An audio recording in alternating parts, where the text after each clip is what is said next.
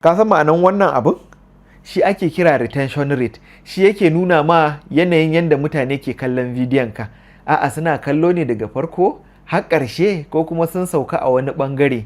So a wannan bidiyon zan nuna muku ma'anar abin nan saboda yana fitowa a zane kala-kala kuma menene ma'anar da yake nufi. So in ka ga irin wannan yana nufin hook ɗinka bai da daɗi, ba ka jan hankalin mutane a farkon bidiyo. In ka ga irin wannan yana nufin hook ɗinka ya yi daɗi amma kuma irin abin da kake faɗa a bidiyon mutane ba su wani ji daɗinsa ba, so suna ta sauka kenan. In ka ga irin wannan call to action ɗinka shi ma bai yi daɗi ba ko kuma yadda ƙarshen bidiyon ka yake mutane sun gaji ba za su iya tsaya su kalla ba har ƙarshe abin da kake faɗa a wurin ba wani daɗi sosai. In kuma ka ga irin wannan akwai wani abu da ka faɗa a daidai nan wurin a cikin bidiyon ka ko kuma akwai wani abu a cikin bidiyon ka da bai wa mutane daɗi ba ko kuma mutane kawai sun gane ma ya ƙarshen bidiyon yake, so kawai sai su sauka su koma wani abin daban. So in kuma kaga irin wannan a bidiyon naka ma gaba ki ɗaya bai ma yi bane ba, kwata-kwata ma bai da daɗi, kawai an tafi an baka da kayanka. In kuma kaga irin wannan yana nufin bidiyon ka zai tafi ma viral kawai saboda me